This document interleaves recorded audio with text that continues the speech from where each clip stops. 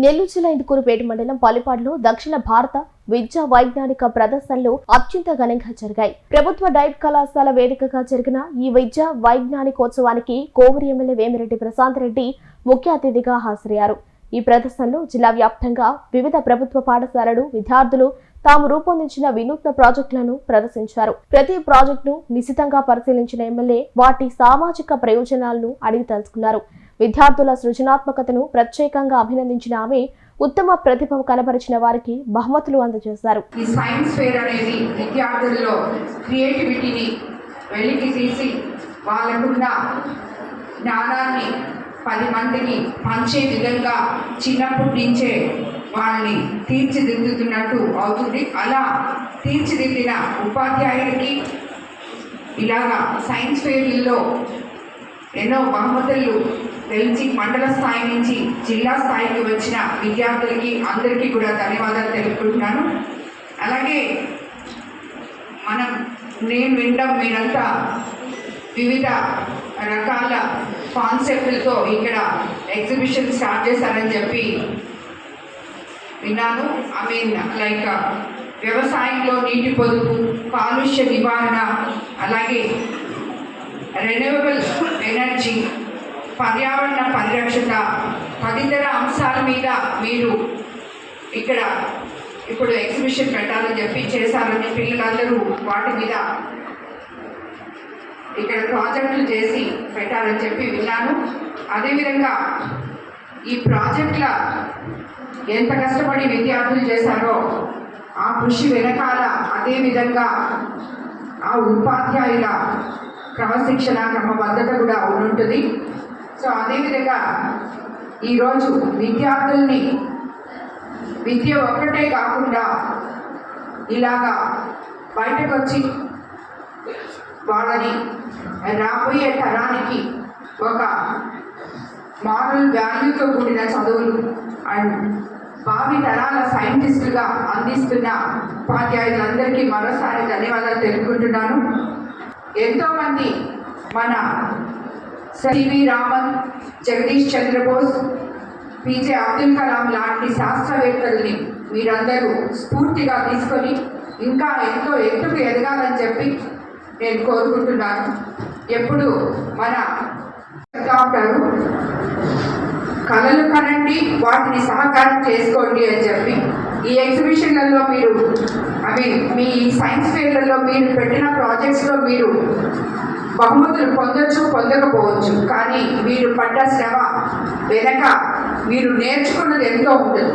అది ఇంకో 10 మందికి ఉపయోగపడేటట్టు మీరు రేపు దాన్ని వాళ్ళకి టీచ్ చేయగలరు. కాబట్టి జ్ఞానం అనేది మీరు ఎంత నేర్చుకున్నా గెలుపోవటంతో సంబంధం లేకుండా అది మీలోనే ఇమిడి ఉంటుంది. కాబట్టి ఎవరు నిరుత్సాహపడద్దు.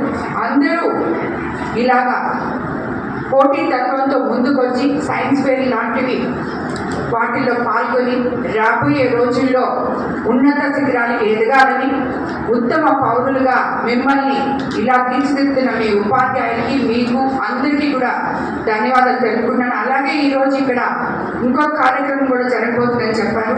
వివిధ జిల్లా స్థాయి ఉపాధ్యాయ క్రీడాకారులు కూడా చాలామంది ఇక్కడికి వచ్చారని చెప్పారు. జిల్లా స్థాయి స్టూడెంట్సే కాకుండా జిల్లా స్థాయి ఉపాధ్యాయులు కూడా ఇక్కడ వచ్చి ఈ క్రీడల పోటీలు పెట్టుకున్నారు. ఇలాంటి కార్యక్రమాలన్నీ నా కోవూరు కాన్స్టిట్యున్సీలో, అలాగే పవిత్రమైన ఈ పల్లెపాడు గాంధీ ఆశ్రమం దగ్గర ఇక్కడ జరగడం నిజంగా చాలా సంతోషం అనిపిస్తుంది. అలాగే మీకు అందరికీ కూడా all the best, congratulations once again. ఉపాంశం నుండి 7 గ్రూపులు సెలెక్ట్ చేస్తారు. అలానే వ్యక్తిగత కేటగిరీ నుంచి 2, ఉపాధ్యాయ కేటగిరీ నుంచి 2 మొత్తం ప్రాజెక్ట్స్ని 11 ప్రాజెక్ట్స్ని మన రాష్ట్రంలో ఉన్నటువంటి 26 జిల్లాల నుంచి రాష్ట్ర స్థాయికి ఎంపిక చేయడం అనేది జరుగుతుంది. కాబట్టి రాష్ట్ర స్థాయిలో కూడా మన జిల్లా నుండి పొందినటువంటి చిన్నారులు గతంలో కూడా అనేక ప్రైజులు పొందున్నారు. అలానే ఈ సందర్భంగా కూడా ఇక్కడికి ఇచ్చేసినటువంటి సెలెక్ట్ చేయడానికి వచ్చినటువంటి న్యాయ నిర్ణేతలని నేను రిక్వెస్ట్ చేస్తున్నా. మంచి ప్రాజెక్ట్స్ని ఎంపిక చేయండి. ఆ మంచి ప్రాజెక్ట్స్ని కనుక ఎంపిక చేస్తే రాష్ట్ర స్థాయి కాంపిటీషన్లో మన జిల్లాలో నుంచి చెందినటువంటి బాల శాస్త్రవేత్తలు అలానే ఉపాధ్యాయ శాస్త్రవేత్తలు మన జిల్లాకి ఫస్ట్ సెకండ్ థర్డ్ పేజీలు అన్నీ కూడా మనమే కొట్టే విధంగా మీరు మంచి ప్రాజెక్ట్స్ని ఎంపిక చేయాలని చెప్పి నేను ఈ సందర్భంగా తెలియజేస్తున్నా. అలానే వివిధ ప్రాంతాల నుంచి వచ్చినటువంటి చిన్నారులందరికీ అవసరమైనటువంటి ప్రాజెక్ట్స్ని ఎక్కడెక్కడ ఎవరు ఎగ్జిబిట్ చేయాలనేటువంటి విషయాలు కూడా మా నిర్వాహకులు క్షుణ్ణంగా నీట్గా అరేంజ్ చేస్తున్నారు. అలానే స్థానికంగా ఉన్నటువంటి పాఠశాలకు సంబంధించినటువంటి చిన్నారులందరూ కూడా వచ్చి ప్రదర్శనని తిలకించడం అనేది జరుగుతుంది. కాబట్టి వచ్చినటువంటి న్యాయ నిర్ణేతలకి మీరు ప్రజెంట్ చేసేదాన్ని బట్టి మార్క్స్ అవార్డు చేయడం జరుగుతుంది. అంటే ప్రాజెక్ట్ రూపకల్పనకి కొన్ని మార్కులు ఉంటాయి, ఆ ప్రాజెక్టుకు సంబంధించి తీర్పు కొన్ని మార్కులు ఉంటాయి, ప్రజెంటేషన్ స్కిల్స్ కొన్ని మార్కులు ఉంటాయి. కాబట్టి ఓవరాల్గా న్యాయ నిర్ణేతలు న్యాయబద్ధంగా ఇంపార్షియల్గా సెలెక్ట్ చేస్తారని చెప్పి నేను తెలియజేస్తూ, వచ్చినటువంటి విద్యార్థులందరూ కూడా మీరు చెప్పదలుచుకున్నటువంటి విషయాన్ని సూటిగా నిగ్గచ్చిగా నీట్గా చెప్పాలని చెప్పి తద్వారా మీ ప్రాజెక్ట్ ఎంపిక కావాలని చెప్పి కూడా నేను ఈ సందర్భంగా తెలియజేస్తున్నా. ఇంత చక్కటి కార్యక్రమాన్ని ఇంత చక్కగా ఏర్పాటు చేసినటువంటి కార్యనిర్వాహకులందరూ కూడా నేను మనస్ఫూర్తిగా అభినందనలు తెలియజేస్తున్నాను. అంటే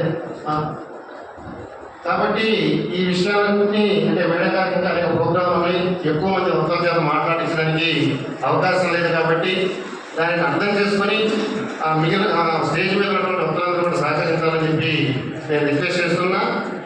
కాబట్టి నేరుగా స్థానిక శాసనసభ్యురాలు మేడం గారికి మాట్లాడవలసిందిగా కోరుతున్నాను. Thank you madam.